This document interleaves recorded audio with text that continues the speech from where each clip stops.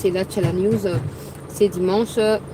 J'espère que tout le monde a prié pour la République en cette période de tension, en cette période de campagne électorale où les ennemis de la République ne dorment ni ne somnolent. Nous également qui aimons le pays, nous devons prouver à travers nos actes, à travers tout ce que nous faisons, que nous tenons à la paix. Nous tenons également à ce que les ennemis soient démasqués et qu'ils subissent la rigueur de la loi. Donc quand tu pries, n'oublie pas que ta bénédiction, ta prospérité est attachée à la République démocratique du Congo. Donc, prie pour la République, prie pour les institutions, prie pour la paix et la stabilité au Congo, parce que c'est de cette manière-là que tu verras ta bénédiction s'accomplir. Surtout pour des gens qui disent « Dieu m'a promis ceci, Dieu a dit qu'il va faire ceci, cela ». Il faut tenir à la promesse. Mais il faut tenir à la promesse en se battant pour qu'elle s'accomplisse, parce que le voleur ne manque pas pour dérober la promesse ou les promesses de Dieu.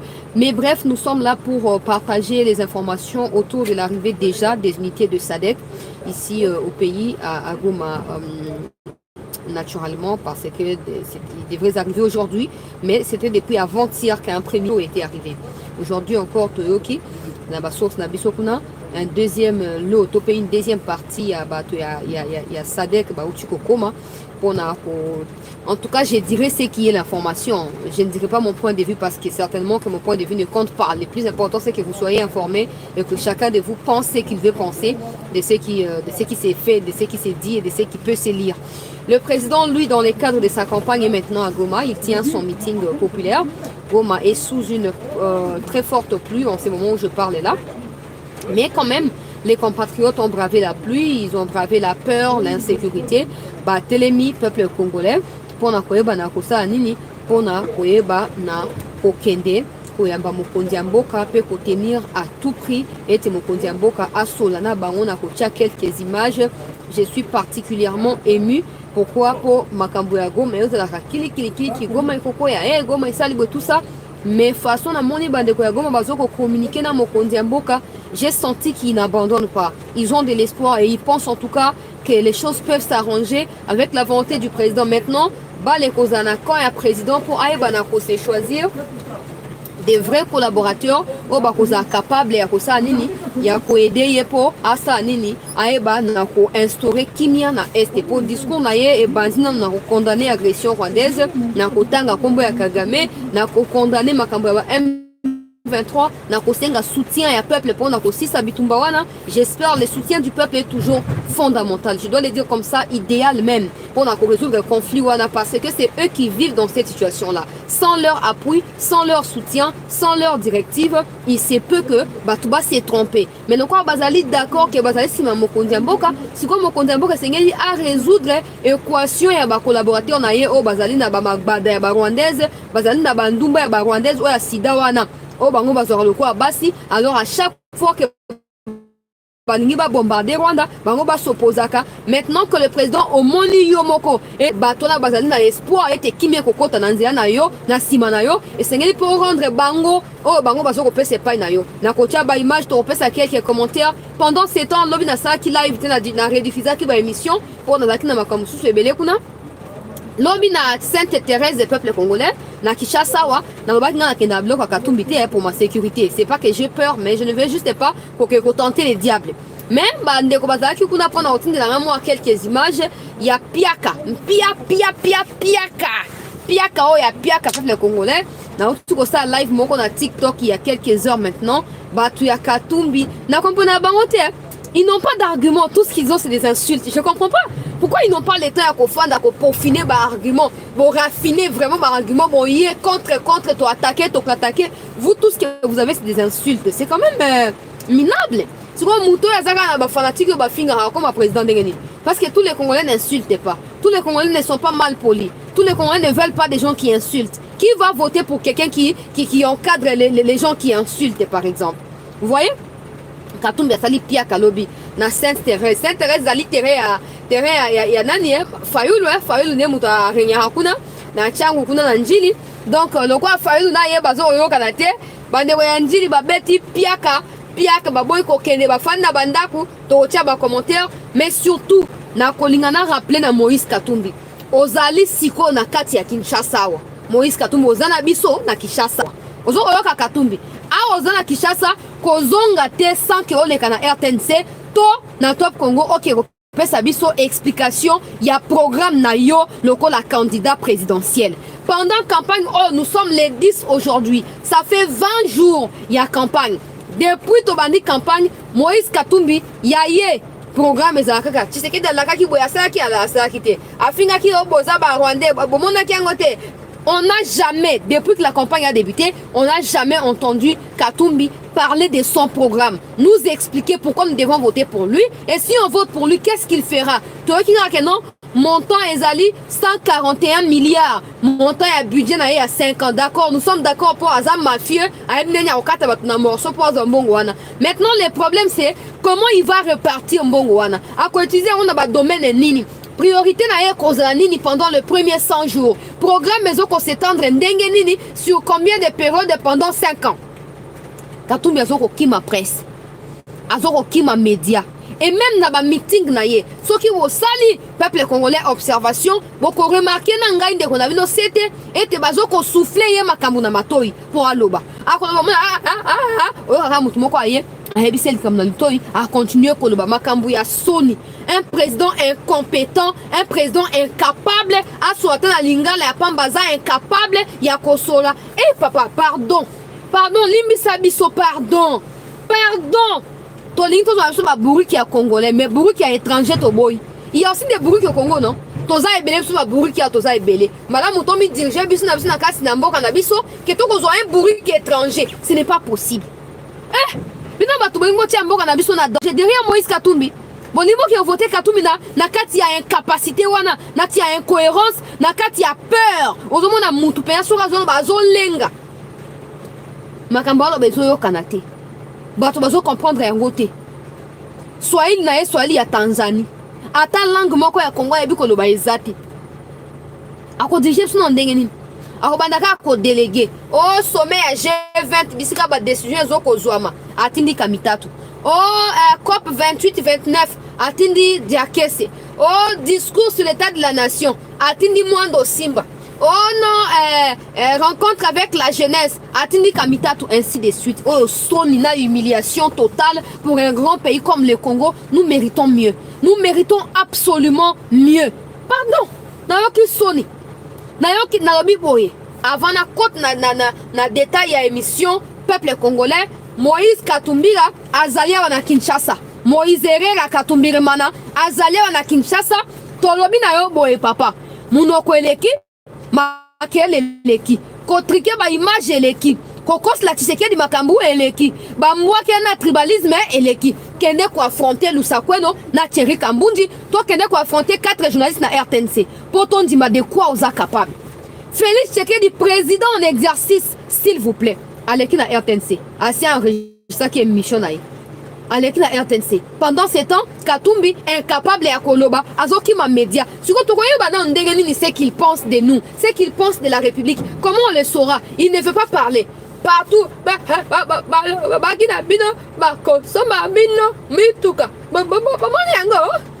Ata yomoko papa. Ata yomoko. Ah! Oh penza eko kite. O ekokite mbiko kambini te zwa nzapa bayayu. O ekokite. Toboy humiliance. Humiliation. Toboy humiliation papa. Au moins makamna lo ba bandeko nanga. To sala du bruit. Katumbi doit passer devant les journalistes. Il faut toyeba programme na eza nini. C'est bien d'attaquer Tshisekedi pour ton campagne, eza rivalité, eza propagande, c'est ça. Il n'y a pas de problème. Mais tu vas attaquer Tshisekedi na langue nini. Ozoko ka koloba te. Makambozo ba tozo yoka yango te. Tozo comprendre yango te. Les capé bisika baninga tout ba na ba set kikundi ba candidat ya sardine oyo. Ba l'équipe na ba journaliste ba lobby. Kasi yozo ba nga ezali leader climatique mon population osa incapable ya koleka liboso ba journaliste. Hein? Et puis quand vous le voyez peuple congolais na ba meeting, vous sentez qu'il est crispé. Qu'il est stressé. Au fait, vous voyez quelqu'un, au fait, il respire juste parce que Dieu ne lui a pas retiré les souffles. C'est compliqué. Tu lis sur son visage que cette personne, Ce qu'il dit, il ne les pense pas. Ce qu'il dit là, ça ne vient pas de lui. Il essaye de trouver des mots aux choses imaginaires. Dans sa tête, c'est au fait transparent comme un bol en plastique, transparent. On voit ce qu'il y a à l'intérieur. Et il y a tellement du vide qu'on ne voit rien en fait. Peuple congolais. Ah, t'es... Hein? Bakinolo, bayoki kanda, balobi, oh, ni kamnini, longwa tika biso bakongo koyemba Félix. Bami, oh, ni kamnini. Peuple congolais, on a lu ba image wana pona. Dans ba image ebele mon téléphone comme ko planter pour ba image leki. On kocha carte mémoire, on téléphone 120 giga, on a téléphone etondi. Téléphone etondi. Ah, ba image leki bande konanga ba image leki. Mais na ko luka mo malin betina zwata o lobi ndenge Katumbi makambo peuple congolais ndenge samaki to partager émission yo bande comme sou ba kota peuple congolais. To partager bande comme sou ba kota Katumbi lobi na Sainte Thérèse en tout cas nzambe nangai humiliation totale ba image ba triqué non seulement ba triqué ba image oh lobi to jamais na kati ya Sainte Thérèse oh yeah lumière nangai za bien té voilà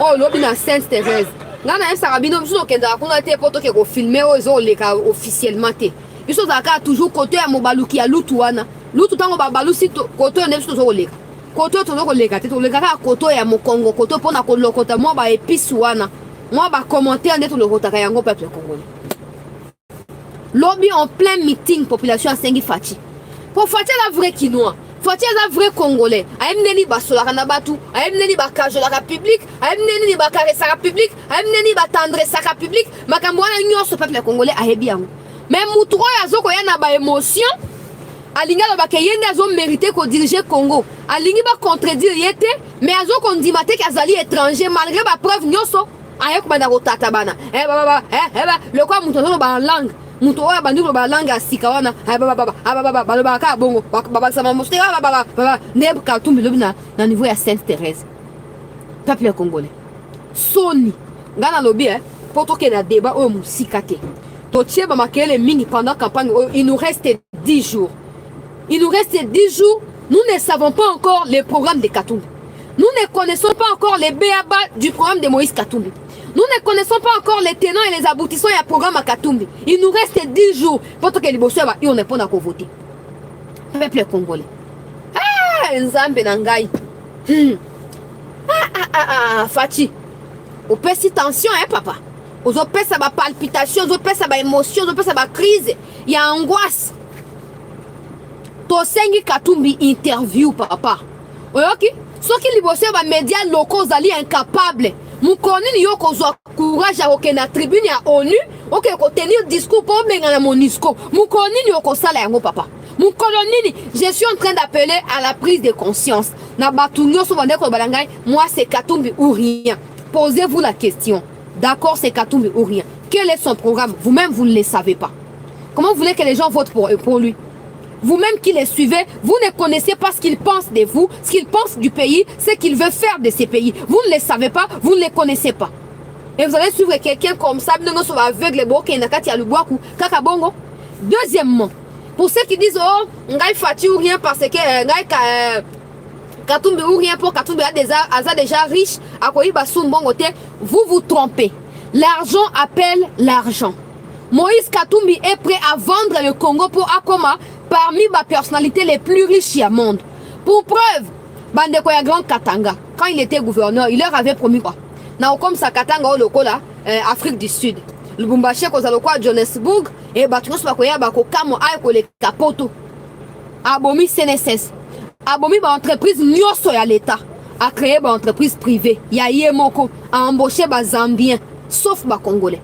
Et aujourd'hui, ba trace na ba séquelle. Et ça la mitou ya bandeko na biso na kati ya nini? Na kati ya Grand Katanga. Kino lelo ba trace na kati ya ba questionnement. Et ça quoi programme à Kabila qui a 5 chantiers. Et ça y a une image pas na mutualo kuta kasamba. À cause, tout le monde a la réalité dans le souterrain et ça malheureusement.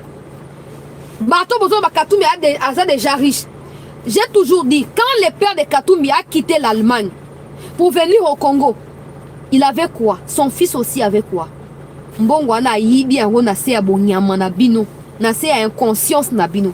Quand vous croyez qu'il n'y a que lui qui doit être riche et pas vous, vous faites tout pour le rendre riche et vous faites tout pour vous rendre vous-même pauvre. Ba esclave na ye. Azari Chakoyi ba sousouté. N'a pas un exemple. Il a une entreprise minière. Oh ya, ce qui MCK.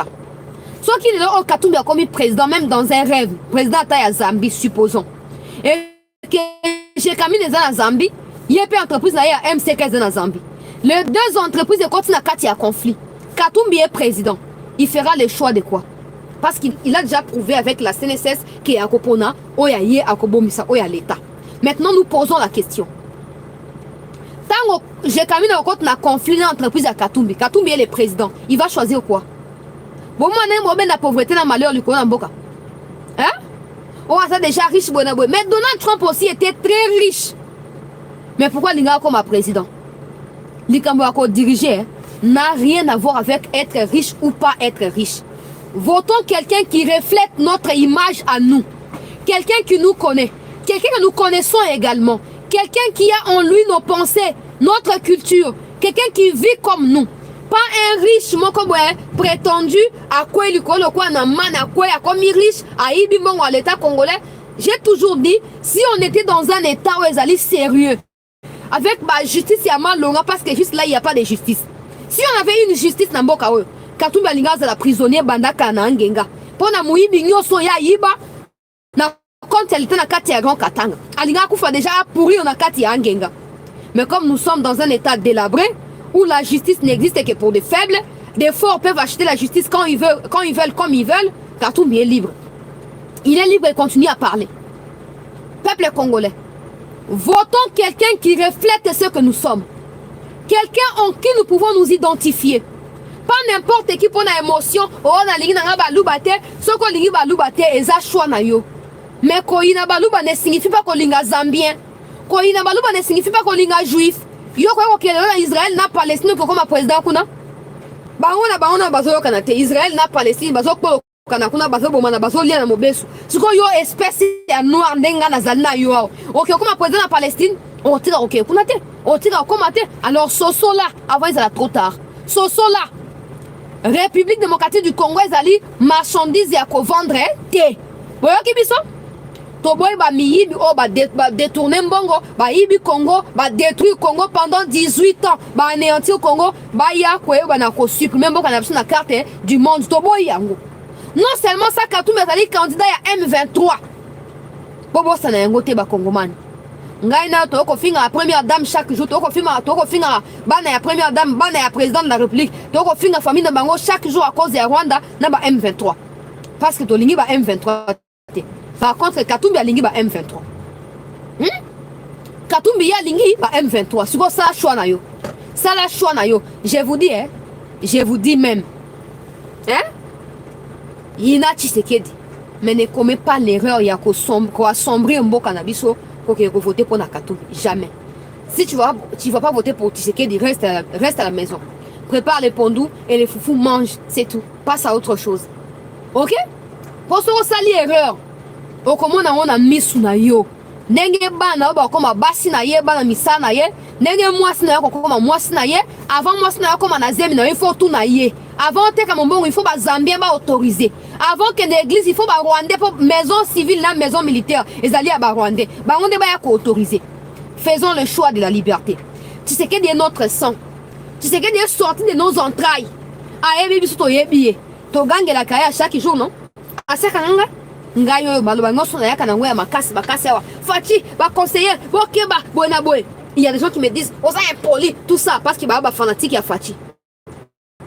Mais si Fati était comme Katumbi alinga kangai parce que moi j'ai déjà subi des menaces à toi Katumbi. Bah critique nous na saka, tu sais qu'il y a l'armée, il a le pouvoir, il a l'argent, il a tout ce qu'il faut pour anéantir Ngai.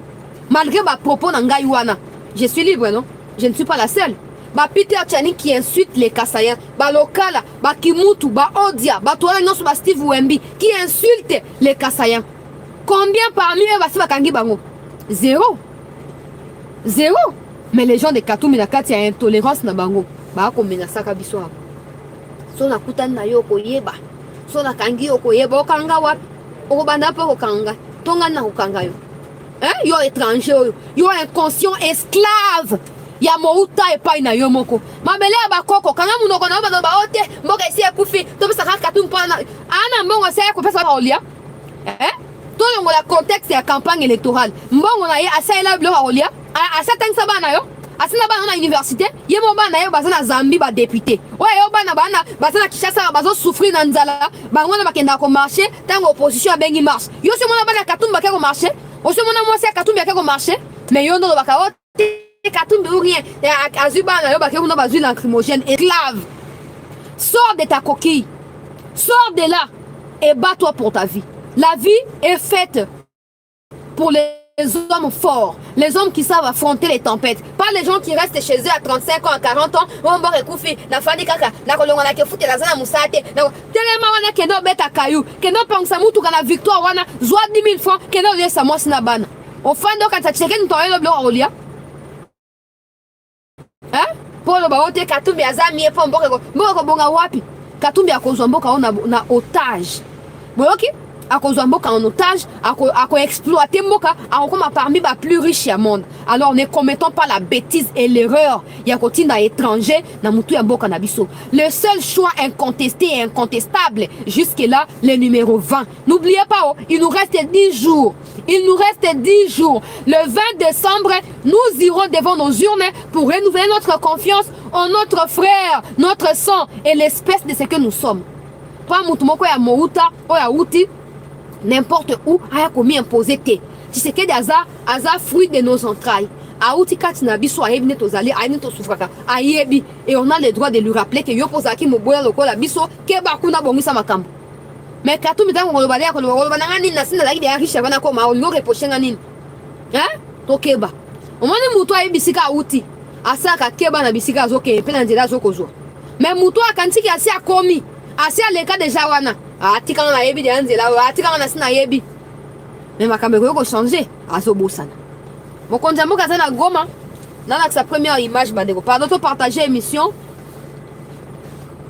akoya na kananga ndeko komitungisa te akoya na kananga akoya to partager émission s'il vous plaît bandeko msusu bakota to continuer ko s'abonner na CT News to continuer ko partager ba émission to ça makelele autour ya candidat na biso candidat du peuple.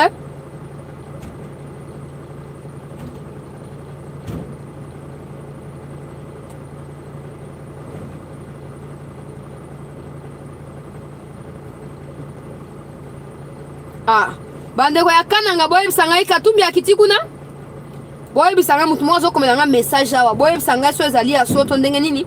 Bon na kele no kola sa image ya mokonzi mboka na Goma sous la pluie.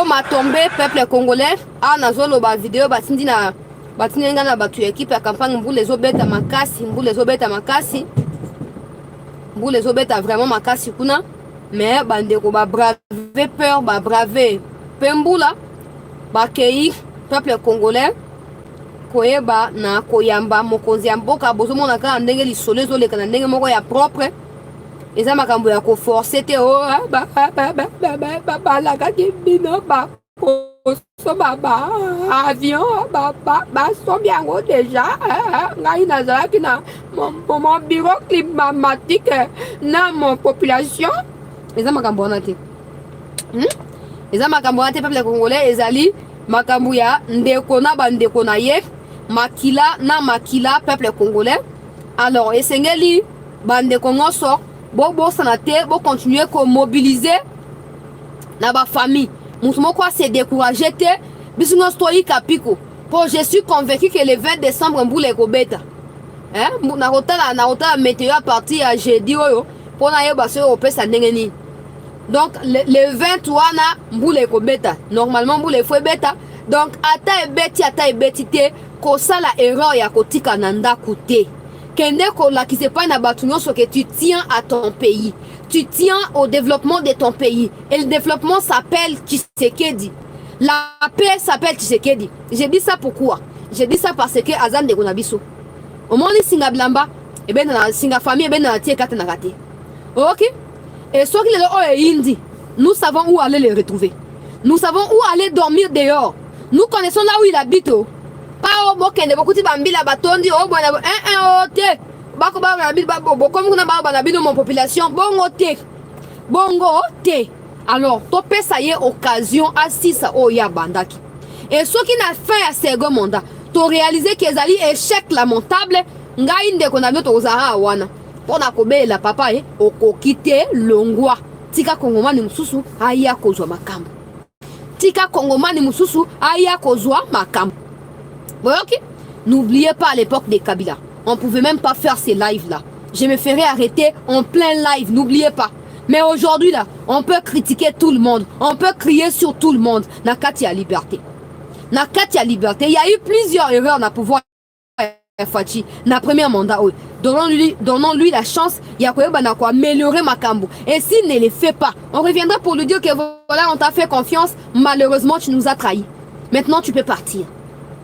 Le quoi, ce qui dollar est commis, $1 est commis 5000 francs, mon moyen là voté pour mais c'est des cartons qui font en sorte que le dollar est maté. Bangonde basa makambona nyonso. Bango. Quand les gens font des productions en interne ici, batindi batu ba ko détruire. Batindi ba M23 ba ko kata bilanga batu ba bebisa bilanga batu. Production interne ezali faible. Pourquoi? Parce qu'il y a des gens qui combattent les pouvoirs en place et en les faisant dans l'ignorance, manquant également des visions pour laquelle ils combattent. Bah on détruit peuple, bah on détruit souverain primaire. Maintenant, les gens ne réalisent pas ça directement. Les gens pensent que tout est lié à pouvoir. Non. Au moins, la politique, et ça a bloquer la popularité à Batou, bloquer l'accès à Batou à pouvoir et pas la population. Mais qu'on fait croire à la population que tout leur malheur provient de Batou à pouvoir. Ce qui n'est pas le cas. Et moi, c'est que fungola misu. Et c'est que fungola misu. Makambo ya ba traître nyonso alobi lobi mingi te fati o te ba traître o to ko réformer armée o ya réforme armée to zo ko mona yango non to moni ba tenu to moni ba minduki embargo elongwe c'est un premier pas. Maintenant la vraie réforme la réforme est proprement dite o to na ngo besoin ezali ba Frank Tumba ba longwa wana ba Chiwewe ba longwa wana ba Falsikabwe ba longwa wana ba Shirimwami ba longwa wana ba tia batu ya sika. Il y a des phases même batu ba MLC qui ont combattu pour la libération de ces pays. Ils sont au Congo Brazza, na Angola bazali, même au Congo, na Équateur awa bazali peuple congolais. Mais bango tout bazali ont péché. Ba musuku tout bazali même na kati ya FRDC. Mais à cause de moi congloméré à nouveau riche, parce qu'on coincé, vrai patriote pour ça nini pour ça poste et du coup quand il y a nomination ezala bango na bango ba tinda ka ba liste o ya tindi liste ya pi au petit na ye o soki nani tango faible soki nani atindi liste. Alors nous devons aider le président à obtenir ces second mandats là pour lui dire que on ne les fait pas par plaisir, non, on les fait parce qu'on pense qu'il peut mieux faire en faisant mieux à quoi changer ba point faible et bloquer qui pouvoir na ye na premier mandat. Au moins on a peuple congolais. Alors pour ça les gens te ba ote au moins ni mutuso lingo ba mutuso muto lokuta aza muto solo tike là étant. Yango ba le temps est le meilleur allié de la vérité. Et ça pas mbaté.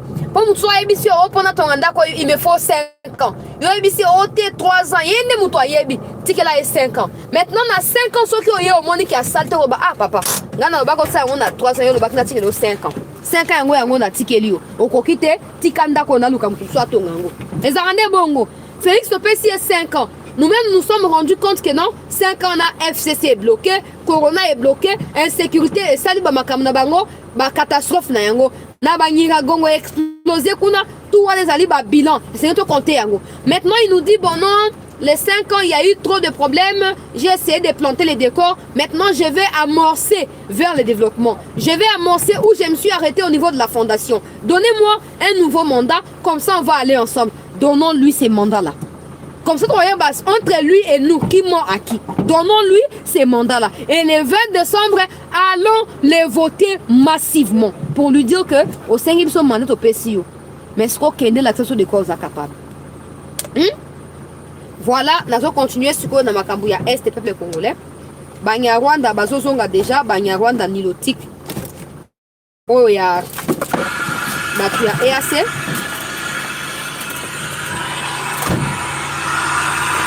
Oh EAC na aéroport ya Goma. Ba santé médiocre ya ba nilotique.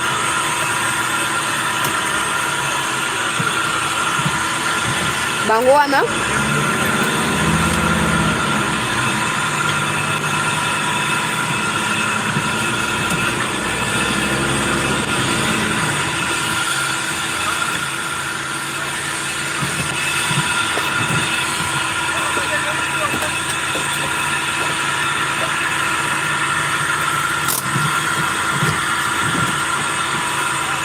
oyo banilotique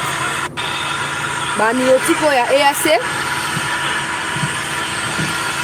bango wana départ na bango yango wana bozomona mwa bilongi wana lokwa makenga ndeko moko akomi Bunagana soki nini Bunagana ezamba liboso te ekweya ekweya dans ntango ya Kabila. Nous tous nous voulons à ce que la paix soit partout sur toute l'étendue de la République démocratique du Congo. Si Félix Tshisekedi n'a pas su récupérer Bunagana, Katoum ne le fera jamais. Yoka bien le qu'on a bisao. Tshisekedi n'a jamais reçu soutien ya Kagame tout ya M23 comme c'est le cas avec Katumbi.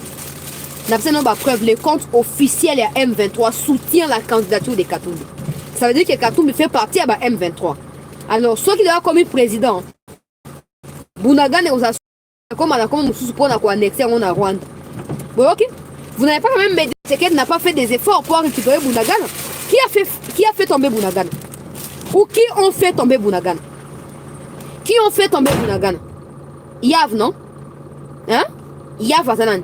Yav Aza Bradoué Joseph Kabila, non? Bradoué Moïse Katumbi. Yav wana oboka général Yav Obakangaki Batiena Aza Suko Nandolo. Yem to quoi ça qui Bunagana? Yem to quoi ça qui Bunagana? Tu sais qu'elle a fait sa part. Alors, on a une opération à faire arrêter à ça ce qu'on a prison. Alors, c'est la jugement dans la prison. Si on continue comme ça la erreur. Et à cause de quoi accumuler erreur wana, vous finirez par vous rendre compte qu'en réalité, c'est vous, peuple, qui vendez la République. Parce qu'on vous fait voir avec des preuves que Moïse Katumbi est soutenu par le Rwanda, par le M23. Vous fermez les yeux, vous nous parlez de Bunagana. Personne ne veut voir Bunagana être occupé. À moins que tu sois un Rwandais pour te réjouir de Bunagana, ils allaient occupé. Mais si tu es un Congolais, on sait peut-être que Mbokana ils allaient agresser. Maintenant, je vais t'expliquer ici. Tshisekedi a planté les décors. A tia fondation. Bah militaire, bah former tout ça, makambo sikeko kisami et bakisami. Maintenant, il faut qu'on lui accorde des temps oyo sous aucune pression, ni de la communauté intercriminelle, ni de l'organisation d'une élection quelconque Namboka, qu'on lui donne 5 ans. À partir du moment où il prête serment là, maintenant on va commencer à compter. Bounagan les a occupés, Rutshuru les a occupés, Massis les a occupés. Au bandit mandat yango. Il faut aussi son premier jour il faut la consacrer na retour ya paix na bakouin wana. Maintenant s'il ne le fait pas, après 5 ans on viendra dire que donc c'était sa volonté à mon Bounagan à occuper, à tirer Bounagan à bongo to longola to benganai. Ozomona. Faut pas que bozo makamna kati ya facilité. Bon mon makamno eza kwanga na nguba non. Ozomona, ne pense pas que quand tu as les pondous tu manges pondou et balamina mbisi ya mai eza pété ozoli o sepela que yango neza bon ko diriger mboka, ce n'est pas ça. Ce n'est pas ça. Ko diriger mboka, même moi quand je parle là, na kriaka nanga bo mona na lobaka. Mais au fond de moi, je connais une autre vérité. Si encadrez vos 2 ou 3 enfants dans vos maisons là, il y a certains qui se prostituent. Il y a d'autres qui deviennent des voleurs et des koulouna. Vous pensez que c'est facile d'encadrer toute une république? Là, je parle sur les plans national, sans compter la déstabilisation qui est organisée sur les plans international. Là, je suis en train de répondre à celui qui a parlé de Bounagana ou celle qui a parlé de Bounagana. Si encadrer ta famille, même à ta obali moi si voilà bien na bobo c'est difficile au contrôler moi na au kamba ndenge yo lingeli. Tu penses que diriger 145 territoires et avec 120 millions de personnes, organiser les quoi en Angouba, dans ces cas, continue à manger quoi en Angouba. Comme ça, tu vas savourer les plaisirs ou en mangeant quoi en Angouba. Il faut être réaliste. Il faut être réaliste. Tu sais qu'il a hérité d'un pays délabré, d'un pays détruit, je dirais même enterré. Il essaie au fait de déterrer le pays là où il a été enterré. Maintenant, il ne le fera pas seul, parce que Kabila n'a pas enterré les pays seul, non. Il a enterré les pays avec les Occidentaux, les Rwandais, les Ougandais et tous les autres Congolais inconscients qui l'ont soutenu. Ensemble, ils ont enterré les Congos. Maintenant, nous qui avions la conscience actuellement, mettons-nous ensemble également pour déterrer le pays et essayer de redorer l'image du pays en donnant au pays un nouveau souffle, au fait. Alors, si les gens ne réalisent pas que c'est un défi énorme, ça a pris 18 ans à Joseph Kabila pour détruire le Congo. Ça ne prendra jamais 5 ans ou 10 ans à Félix pour arranger et améliorer le Congo. Ça ne se fera pas comme ça. Il faut qu'on soit réaliste.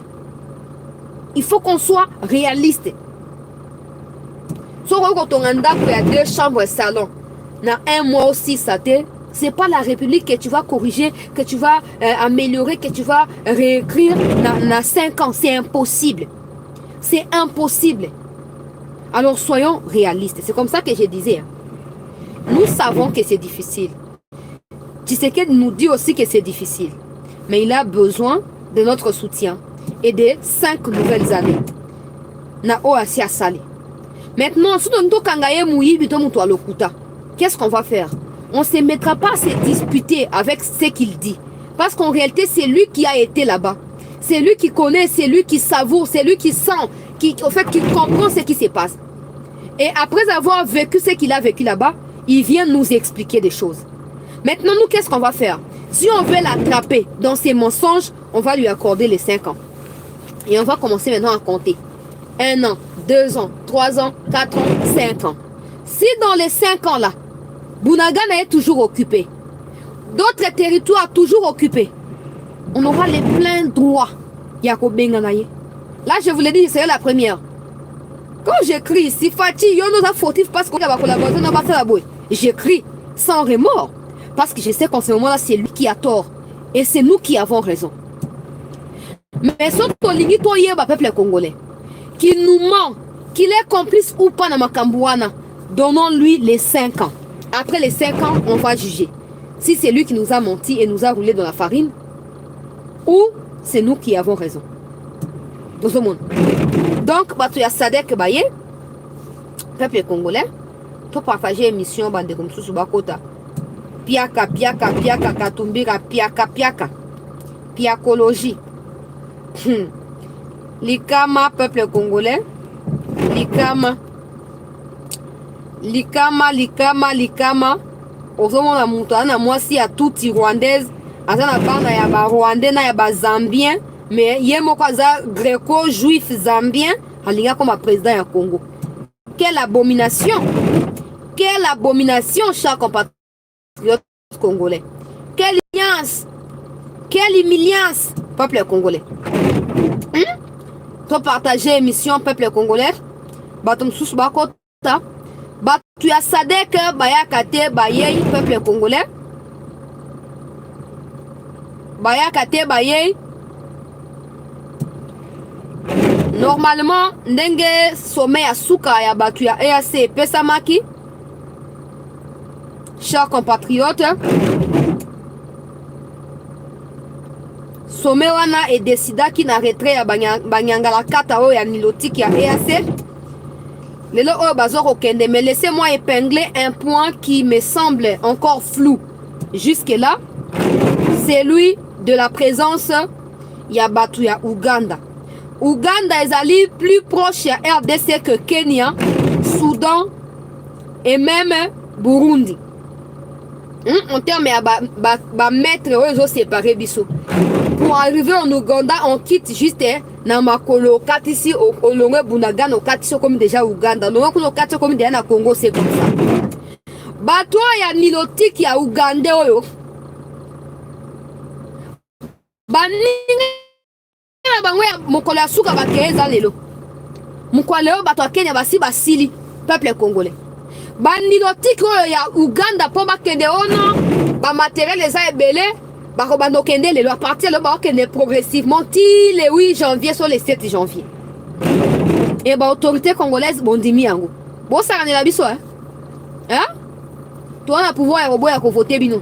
Toi on a plein pouvoir pesa droit na biso et constitution so ko garantir biso. Batu ya Uganda ba mi mona ke ba nani. Moi ba nilotique ba mi mona ke baza ba nani ba nilotique. Baza ba nani. Ko ye awa ezu bango 2 jours 3 jours. Kozong ezo bango 1 mois. Basaka na banani. Bawazalendo, le mot d'ordre a été donné. Frappez l'Ouganda comme vous frappez le M23. Oye oya et ya, c'est tout. C'est tout. Baye bakangaki ba photo na ba wilingo ma ba publier awa. Bakangi ba photo boya boye tout ça. Ba publier. Comment boko expliquer bino batu boye pona ko bundisa ba terroriste, ba no kan ba photo na bango. Eza impossible. Et bana de trahison e bandaki bandaka. Maintenant il est temps bakende balingi bakete parce que mutema na bango ezaka bakoisa Goma. Soki Goma ekoi nde après banganjami bokolonga teo. Omoni ebembe aduna na bido moriba ya Museveni wana. Bokolonga na Congo. Bokolonga na Congo te mutu akosa bino te espèce nocive ya batu. Bokolonga na Congo te bino banilotique. Bokolonga te. Boki? Maseki boya nini? Ngana senka na bawazalendo na komela bango de ba message. Mais bah, oh, batangi message na awa. La seule chose à faire, quand vous combattez le M23, combattez également avec même énergie la troupe ya Ouganda. Jusqu'à ce qu'ils vont juger de fuir le Congo. Nambangu ya makolo. Sans que batu benga na bango. Po bango bango kato ba linga na bango, to ba na classe na bango, ba lingi ba saka na biso.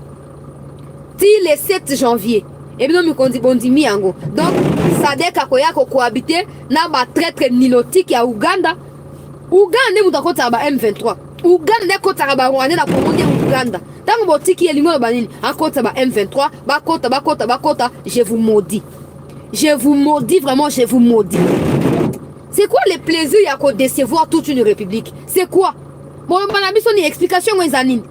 Explication ezanini. Ok, batono subayaki bakei Uganda ze susu 1 mois na Congo. Explication ezanini. Bon na alliance ni na Museveni. Alliance ni bozanango. Aza est capable ya stabiliser mboka na ye. Ba ADF bazo ba nani ba touriste bazo kufa na Uganda. Aza est capable ya sécuriser ba touriste. Akoya sécuriser ba Congolais? Akoya protéger biso? Pourquoi vous voulez nous trahir? Pourquoi? Pourquoi vous voulez nous trahir? Pourquoi? C'est quoi la raison?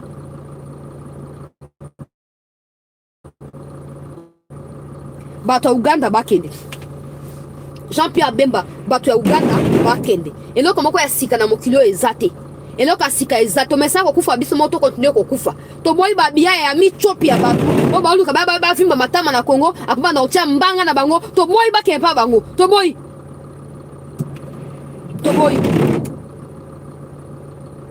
bato moko bozomona Uganda Museveni ye moko atamba lokwa soki mupepe efuli ekoisa ye kama mutopi ya Kagame wana okomona lokwa mwa libate boyebi libate mutu moko yeba libate wazate okomona lokwa libate opamba libanga po akata na mbamba moko mutopi nde baya kotiaka mapeka awa na Congo po na bango na Congo yo ekomi lokwa libu na bango ya bosoto baye ba cracher baye ba boki poubelle après bakei Uganda sengeli akende totika ngote soki bato akende na nani bakete osepela Kenya akei Soudan kei c'est bon mais ngana osepela te tant que Uganda kokende parce que Uganda te azali mokonzi ya Rwanda za Uganda il faut séparer bango te baza eloko moko quand on frappe le Rwanda il faut qu'on frappe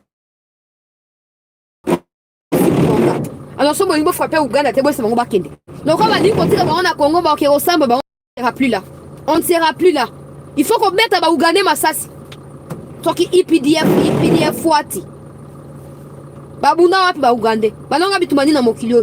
Baya komisa mapeka na bango na Congo. Loka bato amalo loka to kande balik banganza la morobo. Et là on dit bazana ngo ba Ougandais. Nous on va envier quoi chez eux? On va envier quoi? Qu'est-ce qu'ils ont et que nous manquons ici? Parce que s'ils avaient tout ba ngaba ko créer ba insécurité na Congo.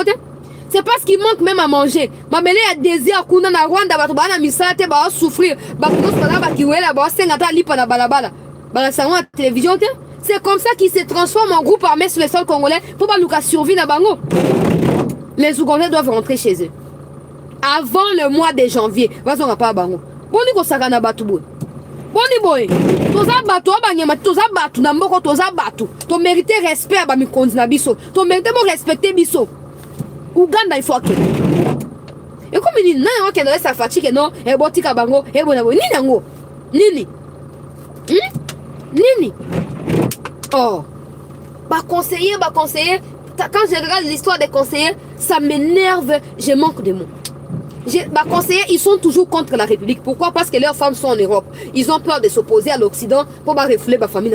Mais si vous pensez que vos familles sont plus importantes que la République, toko bengana binola ba famille na binoana. Toko bengana bino boye ba biso. Boye ba biso. Ba conseillers ils sont toujours du côté sombre. Car pour la basse na bango, na ba avantage na bango. Qu'est-ce que la République gagne? Qu'est-ce que avec tous les respects que j'ai pour vous, Monsieur le Président, c'est vous qui les avez nommés conseillers. C'est pas eux qui vous ont choisi comme président, non. C'est nous, peuple, qui vous avons désigné comme notre président. Et c'est vous qui avez voulu vous accompagner de tous les malfaiteurs, tous les affairistes, tous les opportunistes et les nouveaux riches là. C'est vous qui les avez choisis. C'est à vous d'avoir les dessus sur eux. Ils n'ont pas les droits à ils n'ont pas les droits. Où sont-ils sur le terrain? Où sont les conseillers? Ils font campagne, ils font pas campagne. Où sont-ils? Deuxième mandat, conseiller, deuxième mandat, conseiller sur liste RTNC. Bafandi ba caméra ne ba osa ba campagne ba bati ne ba osa ba campagne tango siko ba osa ba caméra na présidence c'est comme ote caméra était bonne mais où êtes-vous vous conseillers vous êtes où les seuls conseillers dans mon terrain zali nani directeur ya cabinet nani Guilain Nyembo Mbouizia c'est tout yene kana mon conseiller ba omusu batikali baza wapi bafandi bake na ministre bako ata na poto na basi na bango ambiance bazolia bazomela so cheke na deuxième mandat baye ngume na bakazaka na bango ya kokuba wana baye ote ngana za conseiller bino tokotamize bino biso moko bozela bo continuer ko ela so makele zanga tina ngai conseiller ya Sembetu botika biso kimia batu ya Sadek baye Sadek ye po mokonzi mboka azo compter sur bango que ba sécuriser mboka ba sécuriser Goma et puis Nord Kivu na mobimana yango na période de campagne oyo pe période de élection qui n'ont été résultats et que ba na kobima pour l'instant selon ba source na biso mandat ya Sadek ezali na pona 3 mois donc bazawa à partir à le 10 il y a décembre oyo ba kozala na kino le 10 février et ko ça le quoi 3 mois o ba kozala pona nini pona kota na makambo ndenge ezokende toyoki ke bango bakoya kobunda me na boyi napesa bino ba espoir ezanga ntina boyebi ngai malamu peuple congolais na boyi n'a pas ça espoir ngai na bien tozali na même morale ngai na tozali na même morale tolingi bango baya te. Nous croyons que la paix ekoya kaka soki mokonzi ya mboka azwi ba décision na ye moko lokola président ba décision ata ezali impopulaire mais azwa yango et a imposé les bateaux une ligne à suivre. Oyo ako suivre te ba sanctionner sévèrement. Na moment wana nde ordre ekokota. Mais tant qu'il y aura des traîtres au sein de l'armée, à la présidence, au sein du gouvernement, au sein de la DGM, partout dans le service à renseignement, il y aura des Rwandais ou des traîtres. Le président ne va pas les sanctionner. Toutes les armées du monde vont défiler au Congo, mais la paix ne reviendra pas. Parce que nous sommes les seuls à comprendre ce qui nous arrive et à comprendre ce que nous voulons et comment procéder pour obtenir ce que nous voulons. Maintenant, tous ces gens qui viennent, ils viennent avec les intérêts aussi. Parce que vous n'allez pas quand même me dire qu'ils viennent juste par plaisir, ils vont pas gagner quelque chose, ils vont gagner quelque chose. Et peut-être qu'ils vont gagner beaucoup. Maintenant, je ne vais pas vous communiquer ma négativité. Le fait que je sois pessimiste, je ne veux pas que vous le soyez aussi. Et je vous laisse à chacun de vous l'occasion et l'opportunité à vous réfléchir. Mais notez que Sadek essayait, photo Basindelinga Yango, Nandeko moko congolais qui était avec Nakatia avion. Tango bazo kita Nakatia ya Goma. To partager émission bandeko s'il vous plaît, to tchaba like. On a sécuriser émission Nabiso. Peto ko ba ko s'abonner na chaîne Nabiso CT News. Photo au monde na tia on a miniature ya ba sud-africain. Alors babi na biso ke bazali composé na ba sud-africain, na ba tanzanien, pe na ba namibien apparemment. Bah, vous avez 3 pays apparemment. Oyo bakoya. On a mandat dans un premier temps, il y a 3 mois. Les temps, évaluation à mi-parcours et salama. Et non seulement évaluation à mi-parcours, élection et les cas. Et les autorités congolaises vont décider sur le sort et abattu à Sadek. En tout cas, pour ceux qui pensent que c'est une bonne nouvelle, je les encourage. Pour nous également qui pensons que c'est une mauvaise nouvelle, je nous encourage également. Mais dans tout ça, n'oublions pas que les autorités pensent aussi les biens de la République. Même si le chemin est rempli d'embûches, est rempli d'embuscades, est rempli de pièges, to priara po nzambe a épargné kabango na bato amabe. Ba mauvais conseiller o bazana bango ba tumoko boye ba tangate ba na niveau te. Ils ne connaissent pas le Congo, ils ne savent rien du Congo, mais ils sont les conseillers. Ils sont conseillers là-bas, c'est tout. Ils sont conseillers, c'est le plus important pour eux. Ils bouffent l'argent, ils achètent des maisons, ils induisent les présidents en erreur. Pourquoi? Parce que le président leur tend ses oreilles pour les écouter. Et au finish, la plupart des décisions ne réconfortent pas le peuple. Nous espérons que Batu à Sadek, moi personnellement je n'espère pas. J'ai dit nous au nom de ceux qui espèrent. Donc nous espérons que les autorités vont trouver le juste équilibre avec l'arrivée à Sadek. Mais s'ils vont combattre, ça sera bien. Peut-être que Atena Bango et qu'on pouvait sur le contraire pour changer de point de vue, ça sera une bonne chose. Mais pour l'instant, nous restons sur nos gardes dans l'espoir que les élections se passent dans un climat de paix et que Tshisekedi obtienne rapidement un second mandat, qu'il se sépare de tous les traîtres qui ont des femmes rwandaises et qu'il se concentre corps et âme avec le soutien de son peuple sur la reconstruction de cette république, sur le retour de la paix à l'est du Congo. Nous croyons que c'est possible, mais seulement si nous sommes conscients qu'elle ne peut que venir de nous-mêmes et non des armées étrangères. Donc voilà tout pour cette actualité, peuple congolais. Sur Toza, 19h-5, na montre Nangai. Na 20h30, on a un rendez-vous à week-end. Donc, bon, ça va rappeler tous les grands sujets et actualités à semaine. Pour partager ensemble. Et on a annoncer quelques grandes lignes pour entamer avec vous dans votre téléphone ouvert à partir à lobby lundi pour booster en tout cas la dernière semaine de Tikali campagne Mokondi Mboka tout ça na ndenge nyonso en tout cas ba directive to kopesa lobby wana bozo yango à cœur to partager yango massivement na ngai moko na ko établir liste de ma part ya ba réalisation Mokondi Mboka na ko tia yango ata lokwa na saisir na tia na groupe to pe na ko imprimer na ko distribuer na moi quelques batu na quartier le temps makambo ba na ko s'arranger le temps campagne qui est na suka to se battre pour ceux qui l'autre c'est qu'il a gagné. Nous tous nous sommes là, nous sommes la preuve d'une mobilisation tous azimuts pour un second mandat. Donc on aura les pleins droits à critiquer gestion naïe dans deuxième mandat. Mais pour en arriver là, il faut d'abord qu'il obtienne les seconds mandats en question. Et les restes, on verra après. Donc voilà, on se retrouve à 20h30. C'est dans 1h30. Il y a Kinshasa. Pour la Koyeba, nako boucler actualité à mon collègue. Pour la Koyeba, nako jouer rendez-vous. Il y a week-end. Merci à tous ceux qui ont été là avec nous. On se retrouve dans un instant pour clôturer. Merci.